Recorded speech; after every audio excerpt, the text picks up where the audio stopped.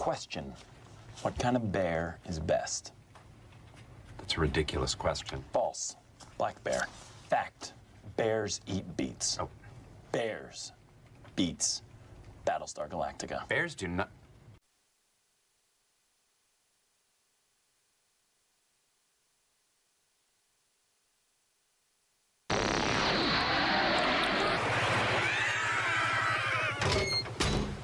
Yo! What's up, penguins?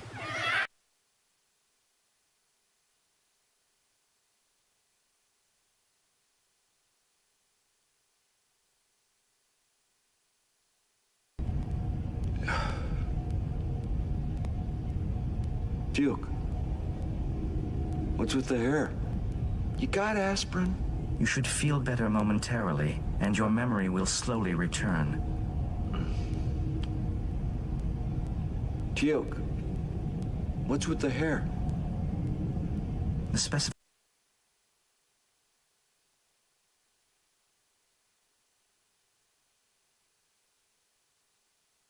Yeah, Bob. You remember Bob, the guy that's gonna launch a nuclear attack? You got any more abuse you want to hurl my way?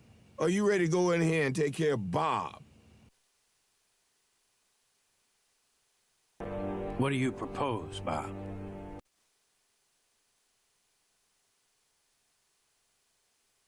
When in doubt, C4.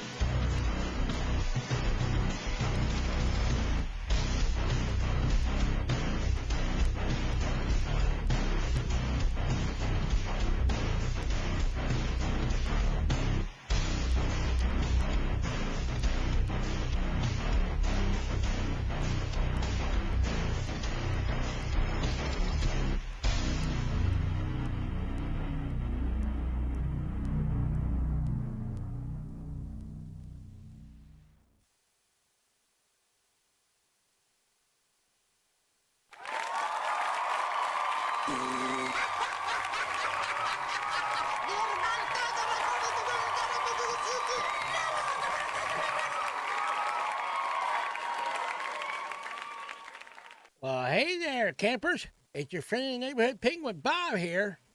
And we're already having a little bit of technical difficulties with OBS. So bear with me for just a few seconds, and then we'll get started into the Penguin Thoughts Thanksgiving special today.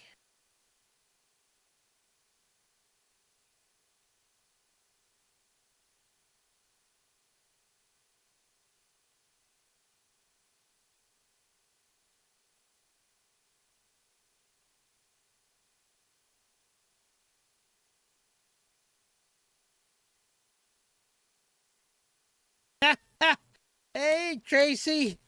Yeah, technical difficulties already for some reason. Well, I know one of the things I did was I upgraded OBS to version 30, which I should have just stuck with the version I had. But there were some features in version 30 that I thought were kind of cool, and I wanted it. So one of them dealt with YouTube Studio and so forth, the back end to help control the stream. But for some reason, the OBS is like pausing and other things like that. And I wish it'd just stop. Come on.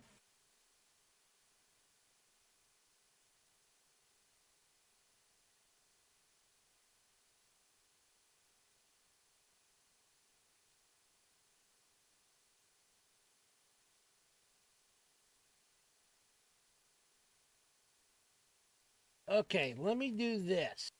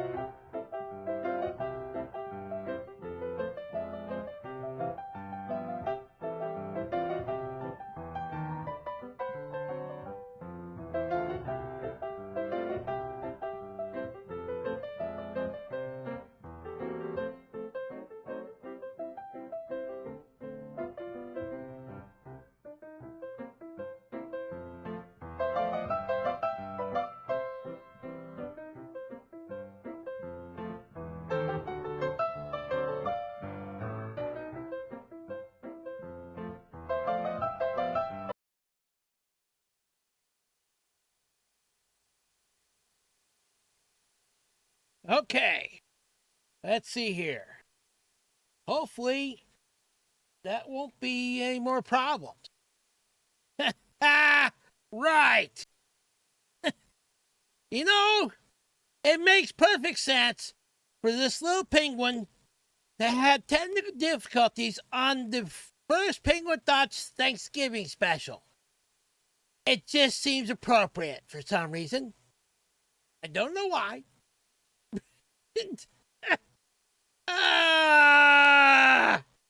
Anyway, here we go. Let's get into it, shall we? While things are still progressing and working at the moment, because I can, at least everything on my end looks like it's working. I can hear myself and all that kind of stuff. So let's get into it, shall we? All right. So the first thing I wanted to talk about was, I think I saw on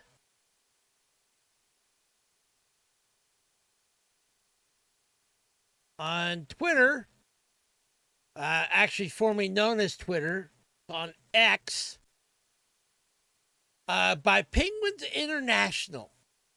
For our followers, yes, of course, I follow Penguins International. Shocker. For our followers that celebrate Thanksgiving, it's the week to be thankful.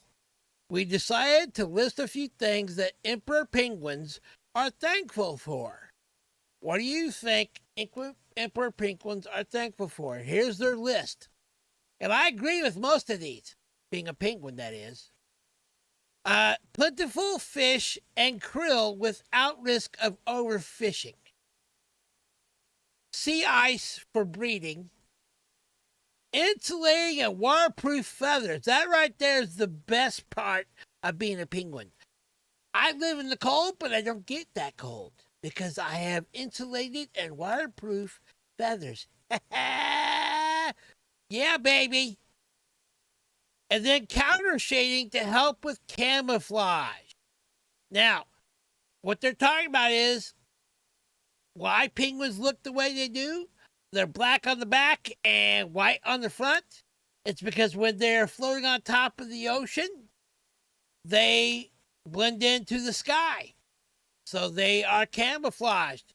So predators like mean old nasty sharks and walruses and other things like that that like to eat penguins won't eat us. Anyway, I thought since this gave me a list of emperor penguins thankful for, I thought I would share a list that I came up with. So this is the little tiny blue geeky penguin named What About Bob's Thanksgiving list. This is what I'm thankful for. I'm thankful for fish. Otherwise, I wouldn't have any fun fragging anything or hitting the neighbor with a fish. Peanut butter. Not only because peanut butter is great on celery, which it is. I don't care who you are, fight me on it. Peanut butter is great on celery. It's also great for making TNT in video games. I have to say in video games because we're on YouTube, you know. This is not real life. It's silliness. Video games and Second Life. And then also, I love explodey things. Things that explode in video games. Also like it in action movies, too. That stuff's so cool. Especially when the hero always walks away unscathed. Maybe a little charred around the edges, but nevertheless still going strong. I like cheese. Matter of fact, I've even got a song about it, as I recall. I love cheese. I love cheese. I love cheese. I love cheese so much. I love cheese so much. So give me some nom nom nom nom. There you go. I love cheese so much. And then I also love Linux. Linux is one of the main reasons why I'm a penguin today. Because, you know, Linux is a free operating system, open source that anybody can use, and it's not Windows. It's a lot more stable. It also happens that the mascot for Linux is a penguin named Tux. Shout out to my boy Tux. Yes, we do love cheese there, Tracy. And then also, I love laughter. I like being silly. I like laughing. And it may seem silly, but there's times to where I even make my own self laugh, which is always a good thing that you can laugh at yourself. Because if you can't laugh at yourself, you're just taking things too serious. You've been sucking on some sour lemons and pickles too much and bathing in pickle juice. You need to chill out. That's why I like pizza and iced coffee, especially iced coffee. Matter of fact, speaking of which, if you got iced coffee or whatever you got, sip it if you got it. I've been sipping on iced coffee already today to keep going.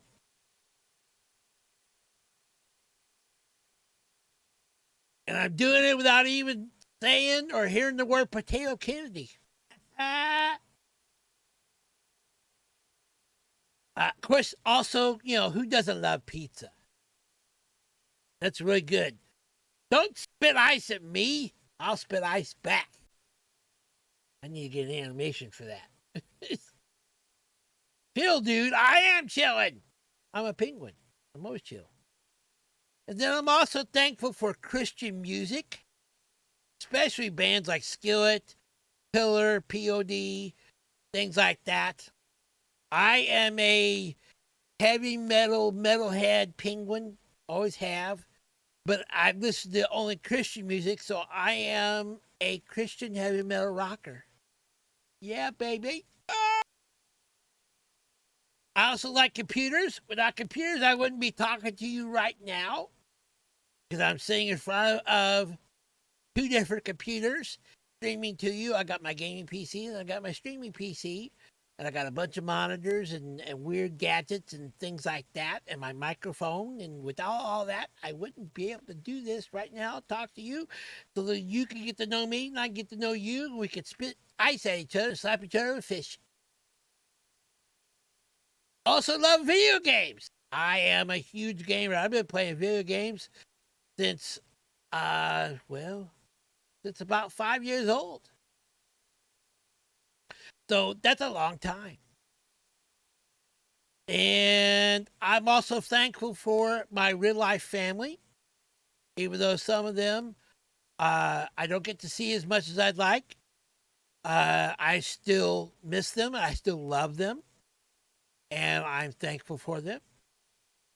I'm also thankful for my Second Life family, which Gracie's a part of. There's a whole group of Christians that I hang out with at Club United in Second Life, and we do a lot of silly things. And matter of fact, Sunday I even played Minecraft with Link and Tim, who are also part of my Second Life family. And so glad that they're back on the internet now. And then lastly, most of all, most important thing this little penguin is thankful for is Jesus, is God. What he did for me and going and dying on the cross for me, shedding his blood so that I didn't have to die, because I'm supposed to die for my sin, but I don't have to die because Jesus did it in my place. And now I get to have a relationship with him. And that's the best part, is that even when I'm alone or by myself, I'm never really truly alone. God's always there with me. Jesus is always there with me. His Holy Spirit. Fish slapping for Jesus, Tracy says, and spinning frozen ice cubes for fun times. Exactly. I can fish slap with the best of them for Jesus. Of course. Anyway, switching gears, I thought I'd share that with you. And there's a couple of videos we're going to watch. But before we get into those videos, I want to discuss one of my all-time favorite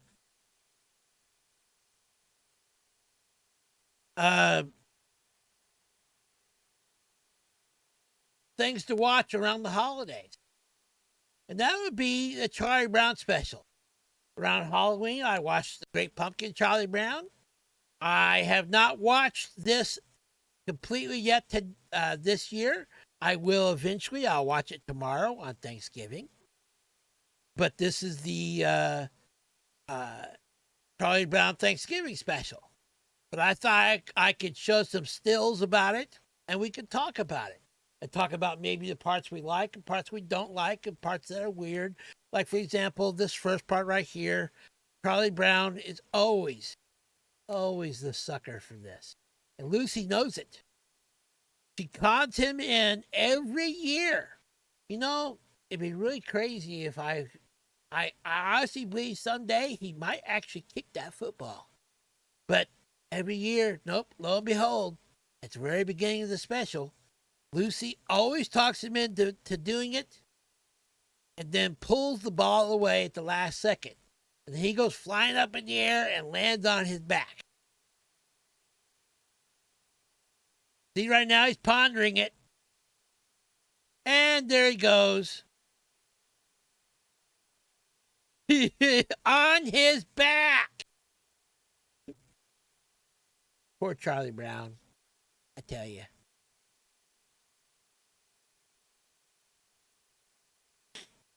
And this is him talking with Sally about gotta go what the whole thing about Thanksgiving and gotta go to Grandma's house for Thanksgiving.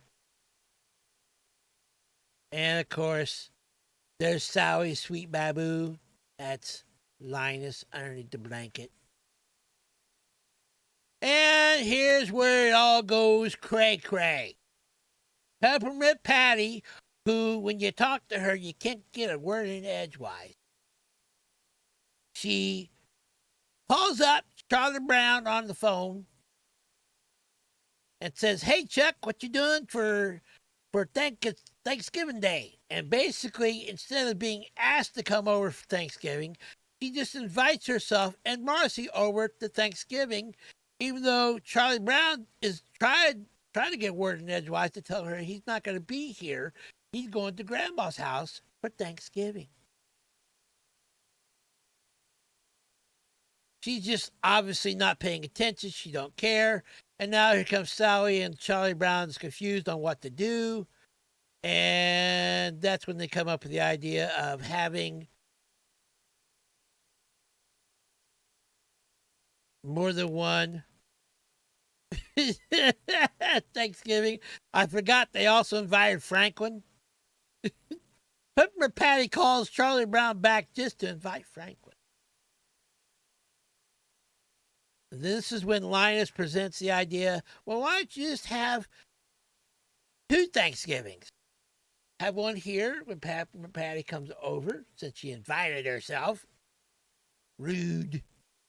And then going to have one at Grandma's house. And so then they put Snoopy in charge of all of it. Well, this is where the chaos starts. If it hasn't already been chaos before, it's chaos now. Me too, I love the Peanuts. It's my favorite. And I watch this one, and then I also watch the Charlie Brown Christmas special every year as well. Man, that's really good. Oh, it wouldn't be the holidays if I didn't watch at least the Charlie Brown specials. I've been watching them since I was a little tiny gosling. So Snoopy goes out and gets Woodstock to help him out, of course. And he goes into the garage to find some stuff to set up for Thanksgiving, which, like you need a table and plates and things like that. And he finds a basketball, so he starts shooting the basketball. He found a ping pong table and gets it open, but has a little bit of difficulty, as you can see. A little bit of difficulty. That's just fun. We can do this for the next hour. Back and forth, watching him get stuck in. No, I'm just kidding.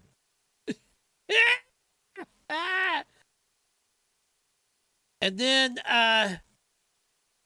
Linus comes over and says, "Wait a minute. How are you going to do this? This is a ping pong table."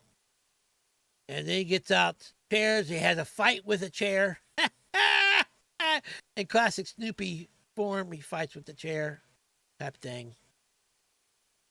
And then, of course, we switch over to seeing Peppermint Patty, Marcy, and Franklin all congratulating themselves on just an awesome job, and they're going to go over and hang out with Chuck for Thanksgiving, even though Peppermint Patty totally forgets to even mention that she invited herself and Marcy and Franklin. And then Linus also helps a little bit with setting things up. He starts, now this is the best part right here. What they have for Thanksgiving dinner. It's not turkey. It's toast. Yeah, baby, toast. I want to say there's a song, not in this, but there's a song that goes along with making toast. I think it's like, put the bread in the slice, push down, and let it make toast. Yeah, make toast. Yeah. I like toast. Toast is good. And Linus helps out making the toast. And then, guess what's in the pot in the pan. Popcorn. Snoopy's making popcorn. Because, newsflash for you, he's a dog. He doesn't know how to make proper things. Plus, it's Snoopy. He's silly. So he's serving what looks like pretzels over there. Because right down here, some pretzels. Some jelly beans or wiggly worms or something. I don't know. I don't remember if those are jelly beans. I think they are. Popcorn and toast. There you go. That's all you need for Thanksgiving dinner.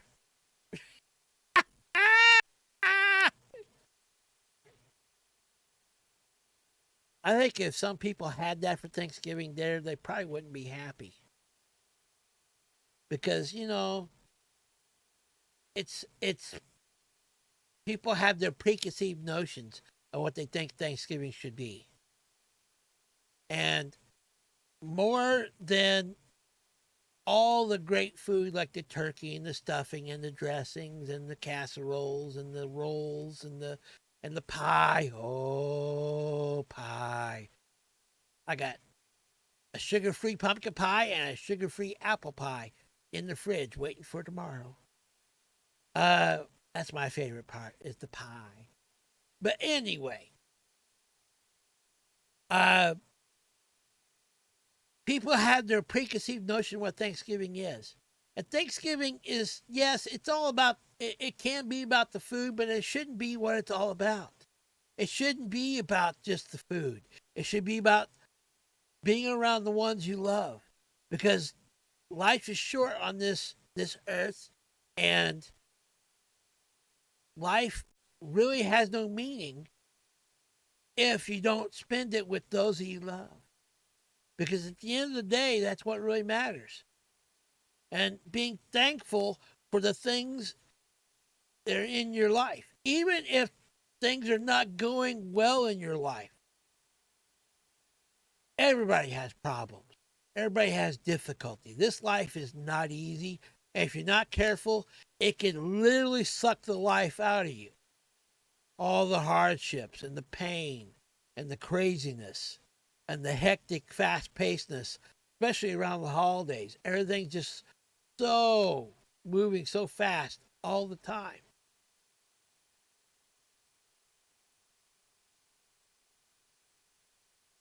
Thanksgiving is about a time that you should not be rushing to do this or do that, but it should be a time to reflect upon and be thankful for the things that are in your life. Even if your life is really going bad right now, there's still always things to be thankful for. Your next breath. The mere fact that you can watch a silly little penguin on YouTube and get a little bit of chuckle out of it.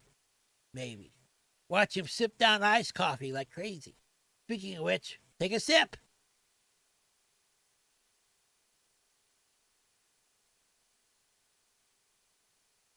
And just for you, Tracy, if I have to, I'll say the word potato Kennedy.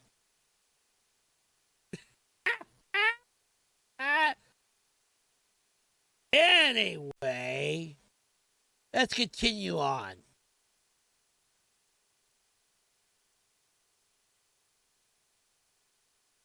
Oh, yeah? Sure, we will. Okay, there we go. And now we got, they're continuing making the toast. As I recall, I think Woodstock, yeah, he butters Snoopy's ear. Yeah, that's going real well. And then also, I think he gets like stuck in like something. Woodstock's always getting stuck in something. And then, of course, Snoopy's laying out the place things by tossing the plates and the napkins and everything. And there you go. Oh, and then he's wearing a Pilgrim Puritan hat. And I'm not wearing one of those, but I do have a blunderbuss on my back, which a blunderbuss is very similar to like an old style shotgun. It was used a lot in turkey hunt. Which, by the way, if you are curious, tomorrow I am planning on streaming on Thanksgiving on YouTube playing various different games. One of them I've decided I'm going to play is I'm actually going to go hunt for turkeys in the Hunter Call of the Wild. And then I'll also do some other silly things. As always. Anyway. So stay tuned for those notices.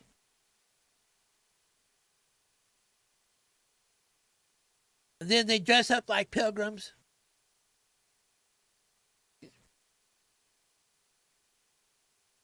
Oh, thank you. I'm glad you like the blunderbuss.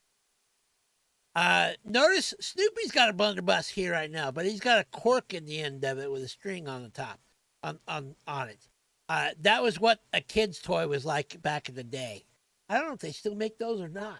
Where basically you shoot it, the cork would pop out, but you wouldn't lose the cork. It would just make the popping sound. Pop.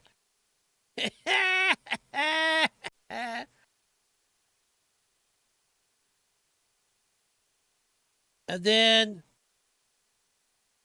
I don't remember what happened there. Oh, Snoopy got into stuff wherever, and his gun went off. Yeah, that was the old-fashioned safety for pop guns for kids. And then here's Peppermint Patty, and Linus talks about the importance and goodness of Thanksgiving and what it's really, really about. And somewhere along the way, Peppermint Patty gets upset when the dinner comes out. And notice there's toast, popcorn, pretzels, and jelly beans. And she starts complaining about the food. Remember, she invited herself. Some people, I tell you.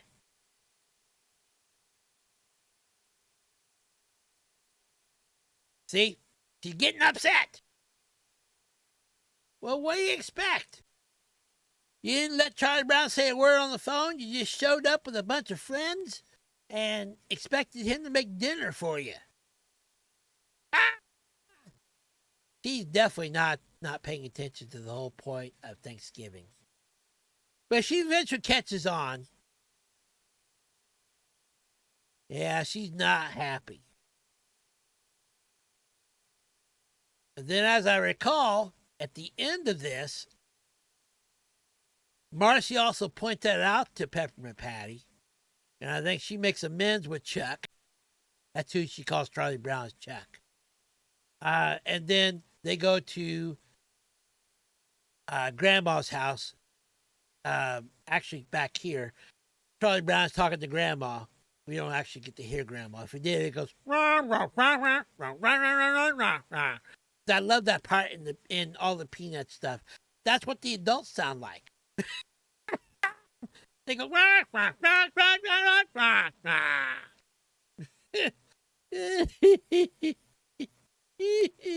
Anyway,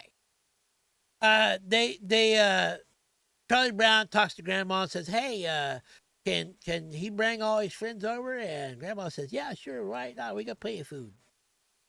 And so then they all pack up into the back of the caravan. They leave Snoopy and Snoopy and Woodstock, and they all go start singing and go on the way to Grandma's house with Thanksgiving.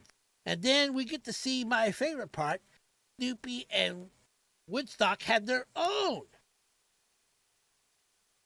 You do that well, Bob? You must be an adult. No, but I play one on TV. No, not really. Anyway, Snoopy and Woodstock are having their own little Thanksgiving dinner, which is kind of amazing to me because I always thought, wait a minute, was he holding out on Peppermint Patty? Because look, he's got a turkey with all the fixings. And then, of course, there is the wishbone part. And Woodstock wins the wishbone pull. I don't know if people still do that in this day and age or not. Where you have to get the wishbone out of the turkey, and then you set it somewhere and let it dry so it can harden. Because if you don't, it's all real rubbery and it won't snap. But once it dries and hardens, then you grab it with somebody, you want, and you pull on it. And I don't even know where that little holiday tradition came from.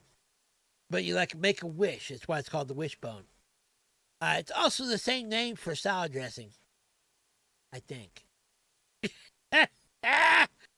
Anyway, so there you have it. That's one of my all-time favorite Charlie Brown Thanksgiving special, and I'm going to watch that tomorrow while eating pie. What I do. All right, so next thing I want to do is, that's my list. I found a couple of videos on YouTube that I want to just watch and commentate on. This one is by a YouTuber named Cody Banks. Shout out to Cody Banks. Not Cody Banks. Why am I saying Cody Banks? Cody Bonds is his name. And I haven't watched this, but I urge you to go ahead and subscribe. And if you like the video, then go do that. I will put the link. I haven't done that yet, but I will put the links in the description for their channels as well as for the videos. You can watch them yourself at a later point. If you want to share them tomorrow with your family, you can. Anyway, so let's go ahead and let's watch this one. Once again, I got a profanity filter on just in case somebody gets crazy. I don't know if they will. It's about Thanksgiving. In North America, you'll notice the leaves are changing color. Pumpkin spice lattes are back, and Charlie Brown is playing on TV. This is the real story of Thanksgiving. And actually, that's like a Charlie Brown balloon that you normally see like in the Thanksgiving Macy's parade, which I don't know if they still do that every year. I think they do. I haven't watched it in a number of years. That must mean it's time for Thanksgiving, with family, friends, and loads of turkey. Even if you're not an American, you've probably heard of the holiday, but the image of pacifist settlers singing Kumbaya alongside the natives is all wrong. The story begins on a cold pier in England in August of 1620, when 120 men, women, and children stepped onto two English merchant ships in Southampton Harbor bound for the Americas. Both vessels seemed to be held together by spit and prayers. That's the Mayflower and the Santa Rosa? I think that's the name of the other ship. I don't remember.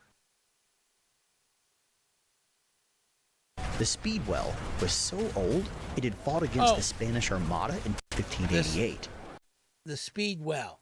That's what it was called. The Speedwell. And the Mayflower was such an ungainly transport ship that it could barely sail into the wind.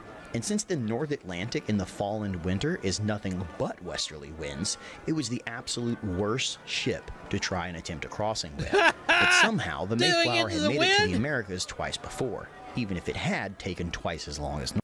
Even this penguin, who's not a sailor, even I know, going into the wind, you're just fighting an uphill battle. Normal. Luckily, these would-be colonists were determined. They had to be. They were Brownists, religious dissenters from the Anglican Church of England. You see, the Brownist beliefs were relatively simple. The first, that only the word of the Holy Bible was infallible. The second, that individual churches and their local communities should have more say and autonomy in the goings-on of the church. Both these beliefs were aimed at jettisoning the corrupt power structure of the old Catholicism. That didn't happen. As the new church started looking more Catholic by the day, the Brownists bought themselves a printing press and began passing out leaflets that opposed it, which led to the Brownists becoming intimately familiar with the inside of London's prison system. Whoa, just for printing the Bible and stuff. That's cray-cray. But it sounded like to me the Brownists, which I've not actually really heard of, they sound like they're more like reformists, like what Martin Luther did, trying to break away from the Roman Catholic Church and the way things they do that. And they believe in the inerrancy. It means that the Bible is 100% correct, does not contradict itself, and that it really is the Word of God. And then also to What was that part again? I said the second thing was, there it is. Inerrancy and congregational, that the congregation should have more say in what happens in the growth of the church itself, which is kind of something unlike the Roman Catholic Church of that day. I don't know if it's that way. I'm not Catholic. I'm if I claim any denomination at all, it's Nazarene. But nevertheless, I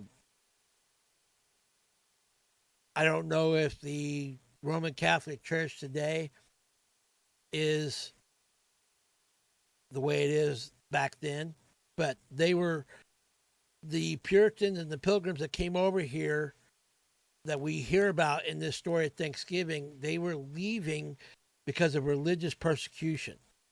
They were in jail and so forth, like we just got to talking about, for just simply printing stuff about God and the Bible. Both these beliefs were aimed at jettisoning the corrupt power structure of the old Catholicism. That didn't happen. As the new church started looking more Catholic by the day, the Brownists bought themselves a printing press and began passing out leaflets to oppose it, which led to the Brownists becoming intimately familiar with the inside of London's prison system. They got such a bad rap that Shakespeare even mentions them in one of his plays, Twelfth Night, where he says, "I had as gladly be a Brownist as a politician." Wow, I didn't know that Shakespeare even mentioned that. That's interesting. Not exactly a flattering comparison. So the Pilgrims decided to risk it all as a startup colony in the Americas, creaky boat and all. It would be an English colony, but one not bound by religious politics. So they set sail and braved the rough fall seas in August of 1620. They hadn't even made it out of the port, though, before they found that the Speedwell was taking on water. So they pulled over in Dartmouth for Seriously? Man, they didn't get very far before the first boat, the Speedwell, started sinking. Who's got buckets? Anybody got buckets? Captain? Why all of a sudden are my socks wet? Anyway, continuing on. Sorry, I just thought that I found that interesting. repairs. Undaunted, they shored the leaking boards and set out again to a new life. And they were also known as separatists, which is a term yeah, exactly. That's where I really heard them from, is the separatists. That the Pilgrims or Puritans were separatists. And they're using the word Brownist because of Robert Brown, who started this whole movement, apparently. Watched with glee as Land's End and Cornwall slipped away behind them, only to turn around and immediately see it again. The Speedwell had recently been refitted with a larger mast, and somebody had clearly botched the job. The ship was going nowhere, so 20 people agreed to stay behind and bring more of their congregation with them the next year, and 102 crammed onto the already overloaded Mayflower, finally leaving again on the 6th of September. Or maybe it was the 16th, no one's actually sure. The calendars in that period are a bit wonky. Their trip was mercifully dull after recent events, but halfway across the ocean, the Pilgrims' good luck set back in again. A storm and strong winds hit. In the middle of the storm, a deep snap echoed through the ship. A main beam had cracked. So the that's before I get into this, that's disastrous. There's a couple things on a ship, an old ship like this. I have done some studies about some of this because it fascinates me. There are some things about a ship that if it breaks, the ship literally just could, it's done. It could literally just sink. One of them obviously is the main keel that goes underneath the hull, which is this gigantic piece of wood that's part of the backbone, the whole infrastructure of the boat. the way it was made, that all the different little ribs come out of it that makes the hull. Yeah, another one is the main beam or the main mast that has the largest sail on it. That could be disastrous if it cracks, and that's what they're talking about here. They pulled a spare from the hold and tried to reinforce it, but the buckling was so severe that it wouldn't stay in place. That meant it was time to turn around and go back to England again. The delays had already existed. Let's see, here you go. This right here is the main beam that goes underneath the hull. This is the keel. This is the keel beam. I forget what it's actually called, but without this, if that like snaps or breaks, the whole boat is done. And then these are the little ribs that are coming out, the little spines that the hull is on the outside, because this is looking at the inside of the ship that the hull is attached to.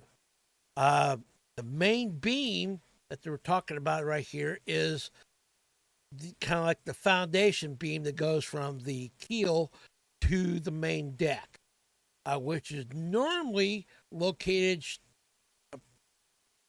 somewhere near or under where the main mast is. A lot of times they'll even use the main beam and extend it further onto the main mast. Anyway, so this is the part that snapped, apparently. That's just crazy. So the Speedwell was going to sink like twice, took on water, and now the Mayflower is having issues with the main beam crack. So they had to go back and get it repaired. I'm guessing their trip all the way to America not going so well for Thanksgiving, just to leave religious freedom and to have religious freedom. Wow, crazy. I thought this was kind of interesting to watch. This is the real story of Thanksgiving, what really happened. A lot of people don't know that, I think certain things happened and so forth, but this is actually the way it played out. Exhausted all the Pilgrims' money, and for them, that wasn't an option. So they decided to try something else first. They had brought a great iron screw with them as cargo, likely a piece of the exact printing press that had gotten them kicked out of England in the first place, and used that to raise the new beam into place. Somehow, it held long enough to get them across the Atlantic. So basically, they did the same thing with this new main beam like they do in like raising a barn. I don't know if you've ever seen pictures or videos of people raising barns. They did that to kind of replace the main beam. So the Mayflower had to have kind of like a major refit. Wow. They sighted land on 9th November, just off Cape Cod, then turned south for the Hudson River Valley, hoping to move closer to established colonies and warm weather. But hard winter currents forced them back to Massachusetts, where they set up anchor in the natural harbor of Provincetown.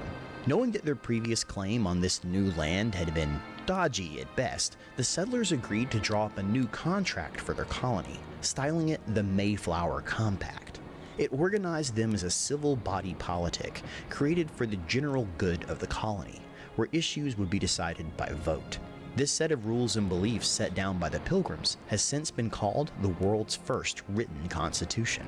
The men of the ship put their names to paper, and they all signed the agreement together. And within weeks, they would all begin dying together. Scurvy and illness took hold of the boat. And as the first snows arrived...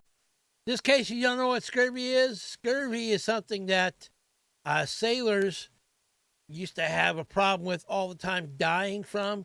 It's a lack of vitamin C. Yeah, just vitamin C, oranges, lemons, things like that, citrus. They have tons of vitamin C. If you add that to your diet, you don't get scurvy. If you don't have that, you can get scurvy, even today. It turned the ship into an icy tomb.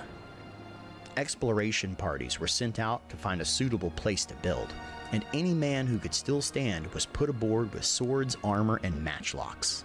They found a deserted landscape and found themselves strangers in an unknown land. filled with native burials and abandoned villages.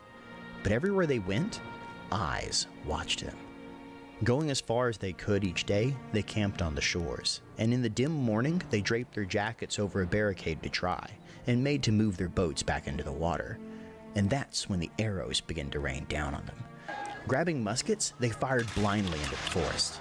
Their leader appeared from behind a tree and fired 3 arrows directly at the pilgrims. The man gave a triumphant cry and then disappeared again into the forest. Yeah, here's the crazy thing. Not only, needs some vitamin C. Not only did they have all these troubles getting there with the ships and so forth, when they finally do get there, the winter is unbelievably unforgiving, harsh conditions, and then they also get attacked by the natives, aka Native Americans, Indians, we call them. Pilgrims searched the area, but found no bodies. Only 18 arrows, tipped with deer horn, brass, and eagle's claws. When they went to retrieve their jackets, they found them riddled with arrow holes. Guessing that as many as 30 or 40 men waited for them in the forest, the pilgrims left before they could return. Wow. The next day, they found the building place they were looking for, well suited to winter construction, already cleared of timber, with tall hills for defensive positions. But it was also full. Tracy says, I could trace my ancestor lines back to William Brewster of the Mayflower. That's really cool. So you're related to William Brewster? Sweet.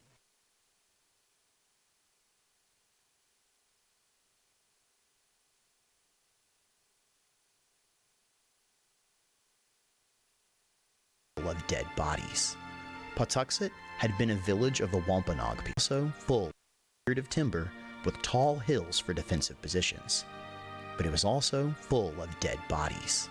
Pawtuxet had been a village of the Wampanoag people until it had been wiped out by an outbreak of Indian fever 3 years earlier. The epidemic was bad enough that the colonists found unburied skeletons still inside their homes. But with more settlers dying by the second, the pilgrims were in no shape to be picky. They moved. So you're a direct descendant of William Brewster. That's cool. He was a direct ancestor, so however many great-grandfathers. Yeah, some of you probably take a couple 15 minutes to even say the word great that many times. Anyway. Yeah, so now they're even coming across in this place called Pawtuxet, where they decided to make their encampment, make their village. They come across a native Indian village that's been wiped out by fever, by sickness, to the point to where they found even skeletons and so forth of the Indians that just didn't make it.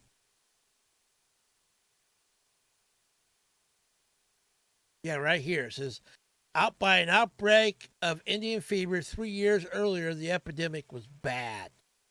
So, I mean, this whole story, if you, and I knew most of the story going into this. I was kind of hoping this video was going to be correct about it. So far, it's been pretty accurate. It was a treacherous journey for the Pilgrims to make it here to America. And it's why they kind of did the first Thanksgiving in the first place. It's also why I was talking about earlier, regardless of what's going on in our life, no matter how hard things are, there's always things we can be thankful for. I mean, they had this harshest conditions. They've been attacked. They've had problems with the ships. And trust me, it's just going to get worse as we watch. Bad enough that the colonists found unburied skeletons still inside their homes. But with more settlers dying by the second, the Pilgrims were in no shape to be picky. They moved the Mayflower to join them and began construction. The first common house that was finished became a hospital for the ill. In the You notice that? The first thing they did, they were going to build a common house so that people could actually live, and they had to turn it into a hospital because of the conditions there were so rough and so brutal when they first came to this nation that illness was a serious threat. I mean, there's so many different things: scurvy, Indian fever, smallpox, things like that. I don't know if smallpox hit them or not, but I know smallpox was a thing back then. 18 families then each built their own town, huddled together for defense, and by February, the settlement was complete. But without food or proper shelter, they continued to die off one by one by one. And by the time the snows thawed, only 47 of the original 102 pilgrims were still alive.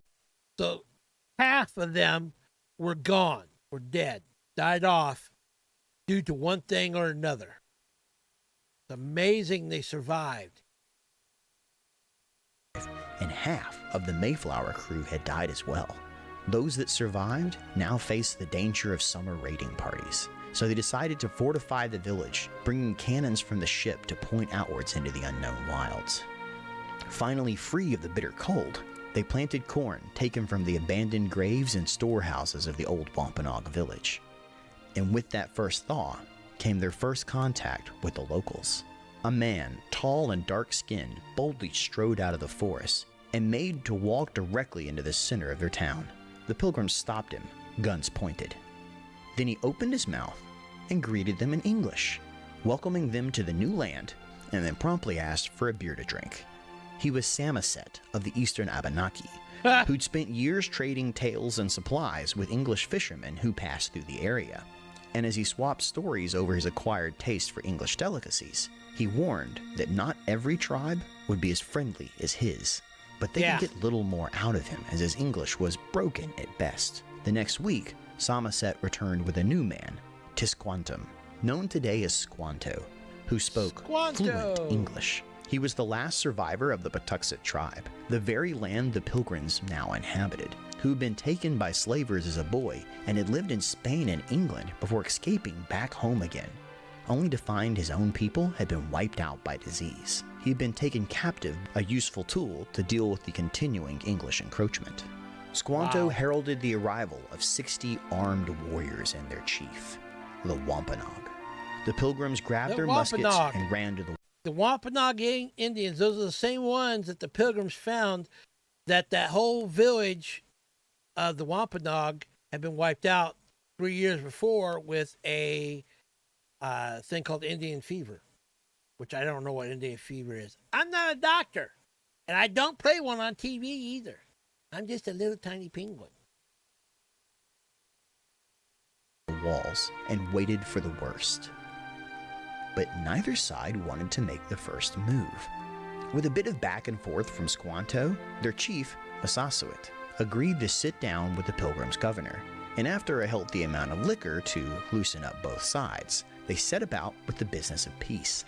See, the Wampanoag found themselves beset on all sides by enemy tribes, with plenty of land, but no power to hold them back. Wow. Where others saw the English settlers as a threat, Massasoit saw an opportunity. The pilgrims agreed to help the chief against his enemies by using their muskets and cannons, in return for mutual protection, and some much-needed agricultural advice from Squanto, specifically how to plant the native foods that the pilgrims had never before encountered. And so began an unlikely friendship, where Squanto passed on his knowledge of the land. Under his tutelage, the pilgrims learned how to plant corn, bean, and squash in a way that ensured that each would thrive. When they weren't planting, they sent diplomatic parties out to every tribe in a 50-mile radius to agree to mutual peace, and took time to knock the heads of anyone who threatened their native allies. So by the time the fall came and the harvest ready to be brought in, they found themselves looking quite optimistically to the new year, especially in comparison to the last. It was in this spirit that the men were sent into the forest to shoot a few game birds, likely turkeys and waterfowl, for Oh, not waterfowl! That's just wrong. Good thing this little penguin's armed with a blunderbuss. You come near me? Pow, baby. I'll smack you with a fish. Anyway. By the way, just a little note. This little penguin stands with his birds of a feather friends, turkeys.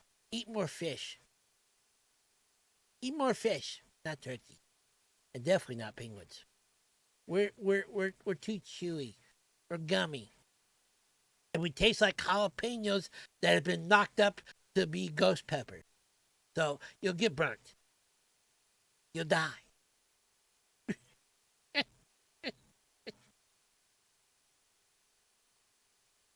Seriously, eat more fish. Anyway. A feast to give thanks to the Lord for their bounty and good luck. Massasoit joined them with 90 of his people and brought along 5 deer for the occasion. Add to that a few eels, some fish, crabs, and a lobster or two. And of course, their freshly harvested corns, beans, and squash. And you got yourself the first Thanksgiving dinner. It was a celebration that lasted for 3 days. A harvest festival with sport, games, and friends, like so many others around the world. Days of Thanksgiving, thankful that there will be enough food to eat, and another year survived. Sure, the new land wasn't perfect. It wasn't harmony between man and beast, or a permanent peace between settler and native. But for a time, people set aside their differences and gave their thanks for a chance at life. And many other harvest festivals appear around the world today for just the same thing. And that's the story of the first Thanksgiving. Pretty cool.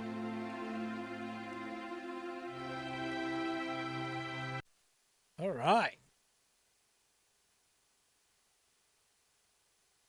Okay. So there you have it. A rough way to go when they first came here, but eventually they got to have food. There you go. Penguin summed up Cliff Notes of the first Thanksgiving. And I'm going to sip some iced coffee before we go on to the next video, the last video, and then we'll get in. Hopefully not going to be doing this for 2 hours today. It should be a little bit shorter today.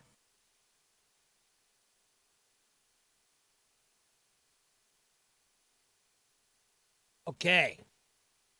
All right. So the next video, the last video we're gonna watch and discuss is 1620. What was it really like aboard the Mayflower? Journey into Unknown: The American Story. And this is on a YouTube site, a YouTube channel called The American Story U.S. History Documentaries.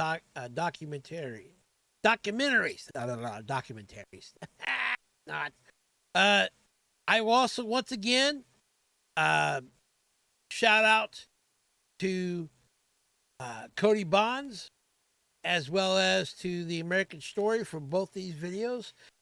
They are good stuff to watch for Thanksgiving. I did watch a little bit of this one. This one's a little bit longer. It's 52 minutes. But we are hopefully going to skip through some of this. Anyway, I will put a link in my description of the videos for these two channels as well as these videos. So let's get into it. A new life in the new world.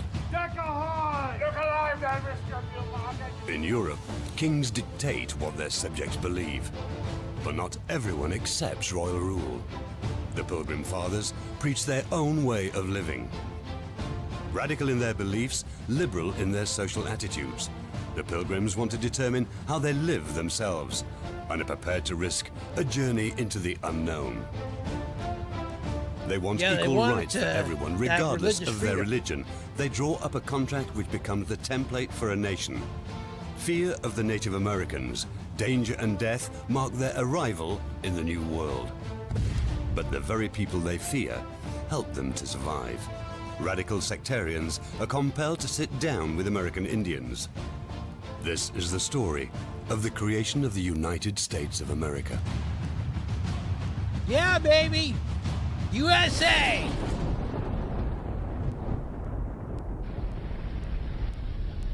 William Bradford and the Pilgrim Father.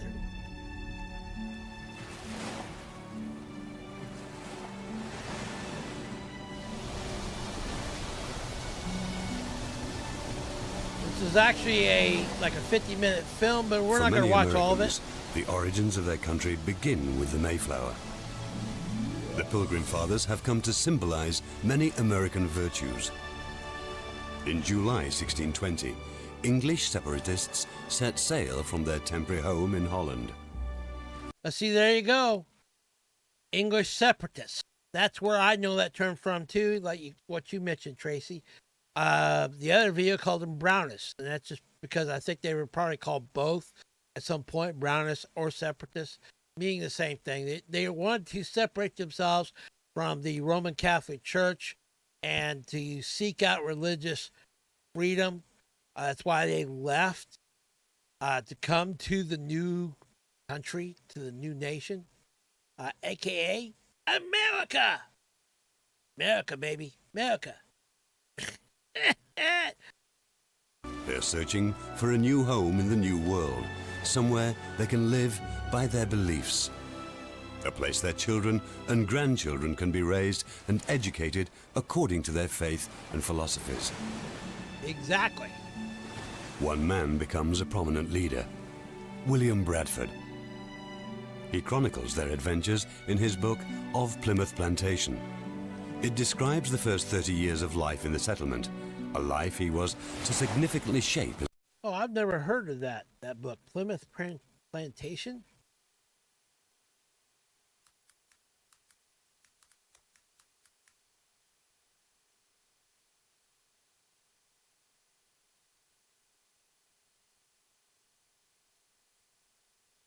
Oh, of course, there's you can go visit the Plymouth Colony.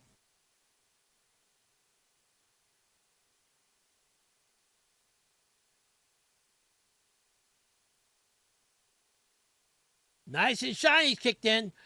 Brownists is what they call themselves, is what I read, and separatists is what outsiders call them. Yeah, that makes sense.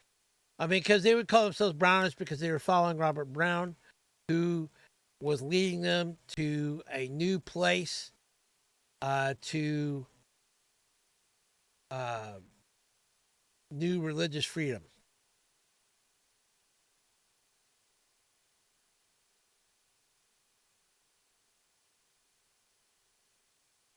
I was kind of hoping they had pictures. Do they have pictures?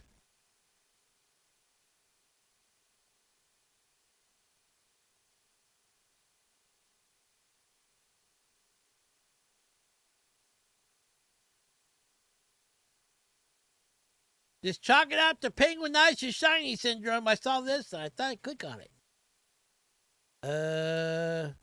Well, okay.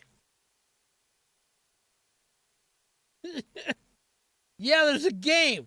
This was on, I'll put a link in the website. I mean, in my video on this one too, for Plymouth, spelled PLIMOTH.org. Cool. That might be something to play. Oh, here's some pictures. I didn't scroll down. Duh.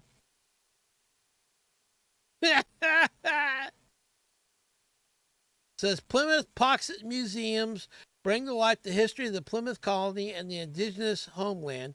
Major exhibits include the Pawtuxet home site, the original site, it looks like, where they actually landed, the 17th century English village, Mayflower 2, and Plymouth Grist Mill.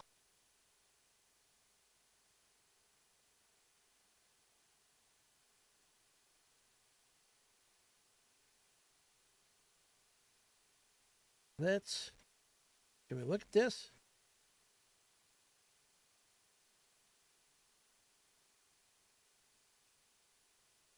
Of course, they got things for kids to do because, you know, it's an attraction. What else they got? Ooh, look at there. There's the mill. I used to like those things. With the water wheel and everything. There's the Mayflower 2. Ooh, look at that. Or if that means you could actually go out on that boat, that would be kind of cool.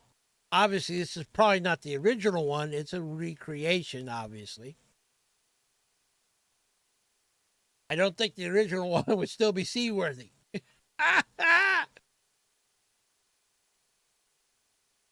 Who were the Pilgrims? Who are the Wampanoag? Those are the Indians that came across. Okay, pretty cool. Anyway, I was originally looking for the Plymouth Plantation book. That's what I should have done.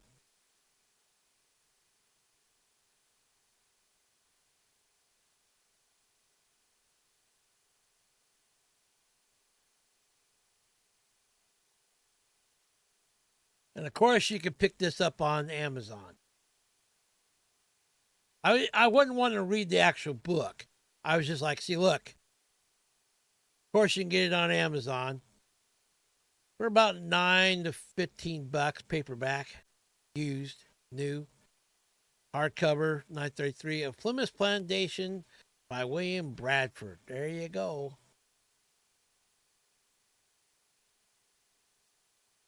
Anyway, back to the video. I didn't even know that book existed until just now. I thought that was interesting, so I thought I'd look. And it looks like if you're really interested, you can go check it out on Amazon. As governor of the colony.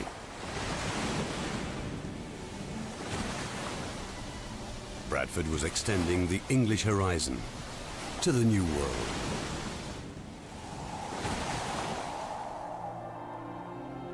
His success was not a foregone conclusion. Bradford was an orphan and had to fight for the place in history he enjoys today. But his prospects to succeed were probably greater living within this small group of Puritans, where the individual counts for more than the hierarchy. The agreement of all members in important matters is paramount to the Puritans. Exactly. They want to live peacefully with each other. For them, serving the covenant God through free discussion and even decision-making, what they called the decision and the consent of the major part. That was their means of trying to understand the mind of Christ in any given situation. And once a vote or a common consent was reached, then... Now, just so I can clarify, my filter is filtering out the word God and Christ. And it's not because those are bad words. They aren't. But people like to use them as bad words. And those are the ones that are already pre-programmed into the filter. I guess I could go remove them. But then I would, hear cussing. Because people like to take Jesus' name in vain and God's name in vain. And I don't like that. So I just leave them in. But that's why they showed up as the word potato. But if you're paying attention to the video and the context, you know that it doesn't mean potato. You know that it's not a bad word. They're talking about God. that was the will of God. The will of God. See, I just wanted to decision clarify arrived that. at by a vote and seen as God's, an insult to every divinely ordained monarch.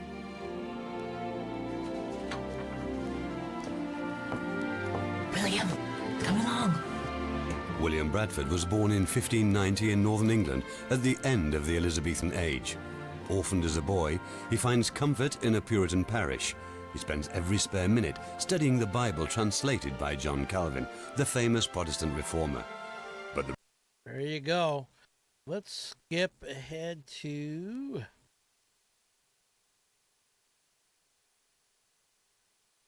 This is this part that's talking about the press. as they have not broken Dutch law. Undeterred, the separatists continue to publish their beliefs. They believe they serve a higher cause and want to show England and the world their righteous way. And this is when they start getting they were very persecuted. self-assured, very cocky that they were the chosen people and had the right answer. And if you didn't agree with them, you were wrong. Look at Winthrop's very famous speech in 1630, where he says, "We are going to be a city upon a hill, and the eyes of the world are upon us." We've had to leave England because it's so corrupt, and we're going to form our own experiment here. And just by example, we're going to be so great and so wonderful that everyone else is going to want to be like us. So I'm not convinced these people would be very palatable to us today. I agree 100% with that. Not in this day and age with the cancel culture and the intolerance that's around it. If you don't, especially with the good old social justice stuff, that if you don't believe their way, then you're wrong, and they want you to go away. This is kind of strikes me odd in this day and age, doesn't it? A little bit. That this is the roots of this nation. This is how this nation started. It started on religious freedom. The God-given right to worship God the way we want to worship God, the way the Bible tells us to worship God. Fleeing religious persecution from the Church of England in that day that was corrupt, that was about getting money more to pay for penances than it was about spreading the good news of Jesus Christ and salvation. I find it kind of odd in this day and age that we forget this. I mean, I guess maybe it's not odd. I mean, it's just a sign of the way our culture is, the way this nation is. We are no longer a God-fearing nation. We are a godless nation. Proof of that is when other countries have been sending Christian missions to America. That should say something. Right, Tracy. We can't talk about our history, or people might actually learn the truth. Exactly. We are in the age of what I call postmodernism. Postmodernism is that truth is relative, and it's truth to whoever believes it is true. Truth is good for you and good for me, but my truth may not be your truth, but it doesn't matter because my truth is what matters, as opposed to the way you feel that your truth is what matters. That's the truth relativism or truth relativism. That's what the postmodern believes. And we've gone a step further than that to now saying it's not just good enough that I believe the way I do and this is my truth, but now you have to. And that's what this current culture is, that it's unacceptable to find out what the real truth is. Truth is not something that's subjective. It's something that is objective, and it's from God. It's not something that we can say this is what it is. I mean, if I was to be anybody would think I was crazy if I was saying the sky is not blue, it's green. When everybody can clearly look up at the sky and see that it's blue. But I insist upon the sky being green. To me, it's green. I don't care what anybody else says. It's green. And actually, you should start believing that the sky is green now. And if you're not, then you need to go away. You need to be canceled. That's exactly the mindset of this current culture. It's twisted. It's clown world. And they're totally missing how this nation started that gave them the capability even to say that, to have the freedom to say and to believe the way they should. It came from the fact that this nation started as a nation fearing and living and serving for God, fleeing religious persecution from the church of that day in England. It's amazing. Tracy says it's considered arrogance, but we as Christians have to believe that what we believe about Jesus and God is right. And if we doubt that even a little bit, then we don't have true faith. Hey, Perrin. Yeah, I agree completely, Perrin. In your eyes, it's history repeating itself. There's a saying out there I've heard people say that if you don't that there's a reason why history is important, because if you don't remember history, you're doomed to repeat it. I mean, think about it. How many times as a little kid do you have to walk up to the stove and get burnt before you realize you shouldn't touch that? You keep repeating the same old thing over and over again. That's the definition of insanity. And we're doomed to repeat it. And in this day and age, we are seeing the downfall of this great nation. I honestly believe that.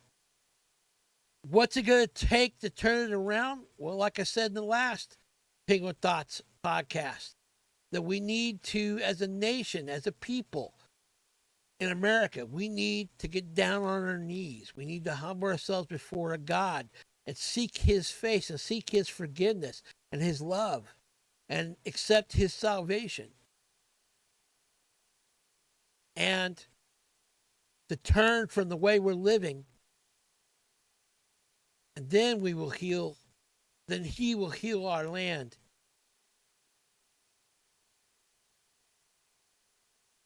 Yeah, it happened back then, it's happening now, exactly. That's the whole thing with this current culture. Truth is no longer truth. It's whatever they want it to be, and they've gone, like I said, that's why I call it postmodernism, because they have gone a step further. They insist that you have to believe there's nonsense as well. Just because, it's one thing for someone to say, I believe this way, then fine, you can go believe the way you want. But they go a step further and say, no, that's not good enough. Now you have to believe the way I believe. And that's where I think it's a slippery slope before the destruction of this nation. We've got to wake up. We've got to see that the fact that this nation was built on godly principles, on the Bible, on seeking God's face and having God in our lives and in this nation. I don't know. It just saddens me. That it breaks my heart to see this nation that I love so much go the way that it is. I know I personally pray that God will wake up people's hearts and lives to his presence and acknowledge him. I think that's the only way that this nation will turn around. If we're putting our faith in somebody else, we're putting it in the wrong thing. For example, just the other day, I think it was just yesterday, I read an article where now Disney Lucasfilm has made Dave Filoni the chief creative officer of Star Wars. Yay! Star Wars is saved. Not. And if you believe that, you believe penguins can fly. It's not true. Do I honestly believe Disney, who has been a woke company from the get-go, not back when Walt was around, but in the last, 6 or 7 years, since about 2012, they have had this ideology that we're talking about here, this cancel culture, this, look what they did to Gina Carano, and this culture of you need to believe this, we need to preach at you, you need to believe the way we say you believe, we want your children to believe that way as well. And do I honestly believe that just because Dave Filoni, who's been a fan of Star Wars, and don't get me wrong, I like Dave Filoni. I like what he did with the Clone Wars, but in my opinion, the Clone Wars are so good not only because of Dave Filoni, but more importantly because George Lucas himself was working with Dave at that time on the Clone Wars. But in no way, shape, or form, just because they made Dave Filoni the chief creative officer now of Disney Star Wars Lucasfilm, is Star Wars saved? I'm not holding my breath. I don't believe for 1 minute that maybe that'll happen.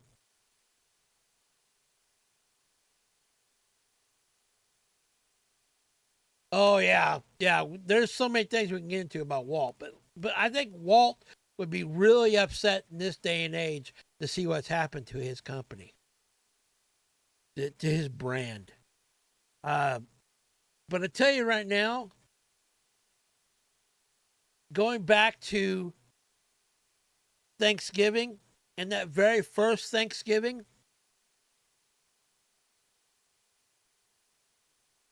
it only happened because the perseverance and the dedication of the Pilgrims who wanted to live the best life they could for God, regardless of the circumstance. We saw in that other video to where they had problems leaving from England with the Mayflower and the Speedwell. They had to eventually leave it behind, and 20 people didn't get to go because it was going to sink. It took on water twice. And then the Mayflower itself, when they finally get there, it's frozen solid.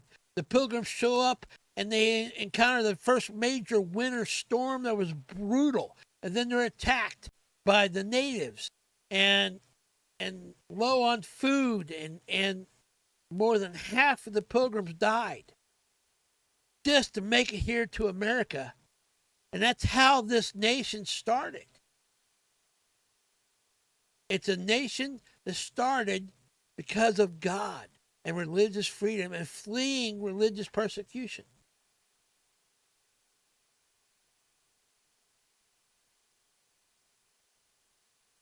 Anyway, I'm not going to watch any more of this because this is all I was really going to watch about the first 10 or 10 minutes or so of it. I will, like I said, I'll put a link to this video down in my description of my video that you can go back and watch it yourself if you really want to, about the whole story. Yeah, you had no idea about any of that? Yeah, most people don't. Most people don't have a clue of what really happened in that first Thanksgiving. Most people think, oh, well, it was just a time that we had turkey and cranberry sauce, and we got around and we were celebrating the fact that we were having a good harvest. But that good harvest didn't happen with William Bradford and them until the Indians, the Wampanoag Indians, came along and helped them, show them how to grow food and how to survive in this harsh land. And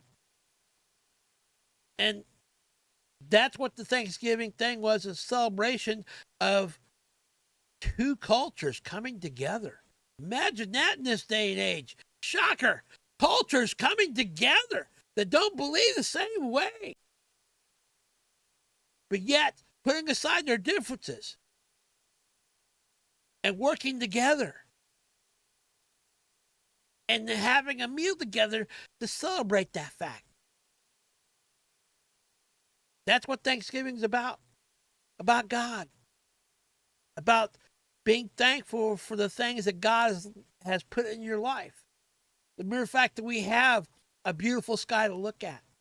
We have food on the table. We have friends or family. And maybe some of you are thinking, well, I don't have all of that necessarily.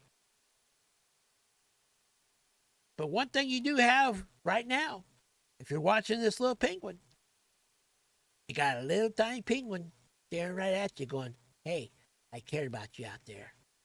I love you. I'd whack you with a fish right here. That's how penguins show that they love each other, by whacking each other with fish. You think, well, that's rather violent.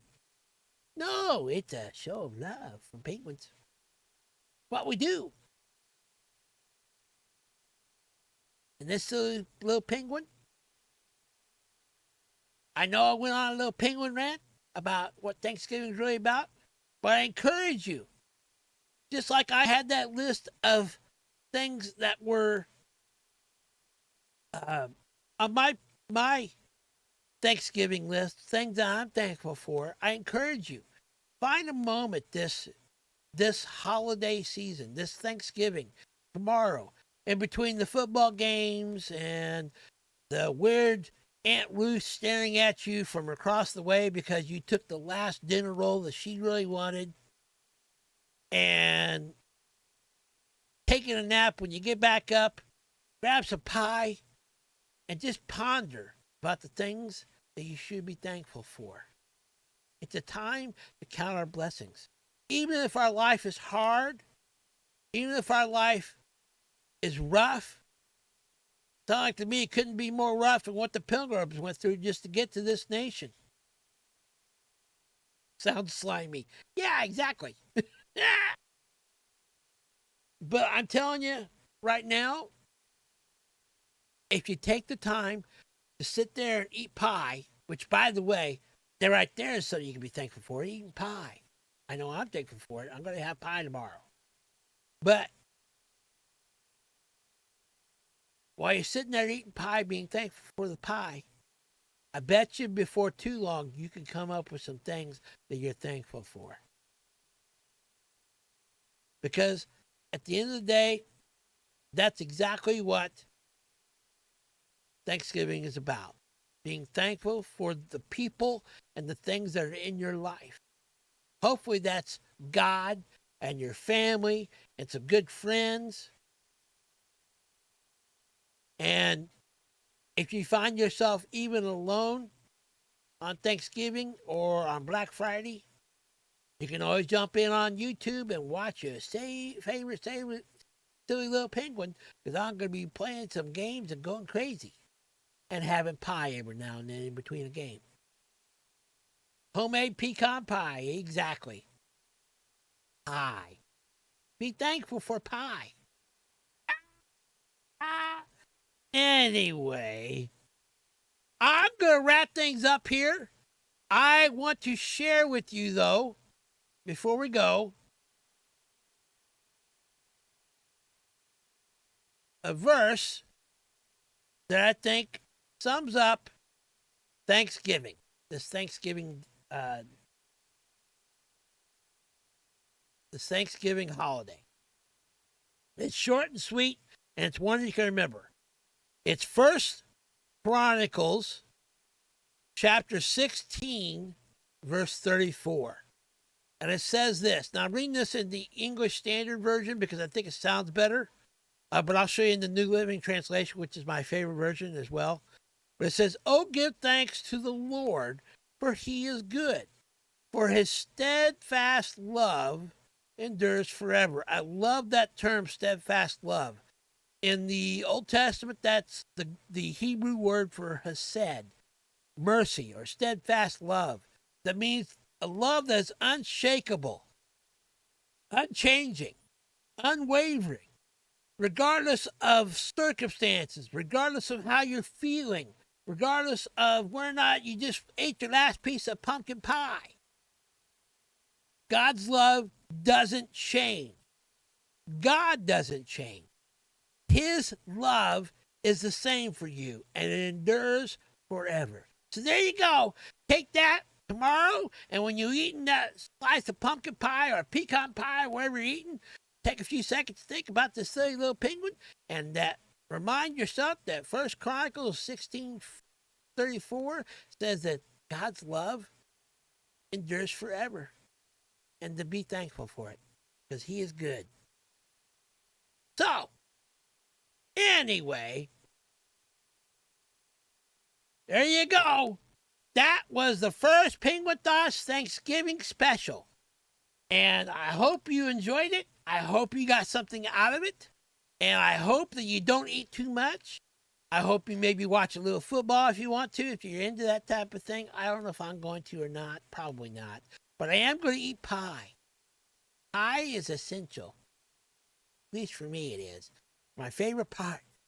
Pie and drinking some unsweetened iced tea, baby. Yeah, I know. I also drink iced coffee with things too. I do that too. But after I stop drinking the iced coffee, I drink the iced tea. So anyway, from this little crazy geeky penguin and my family to yours, I want to wish you a very, very Happy Thanksgiving. And don't eat too much turkey, especially if you can, eat fish instead. Because, you know, us birds got to stick together. Don't be eating birds. It's not good.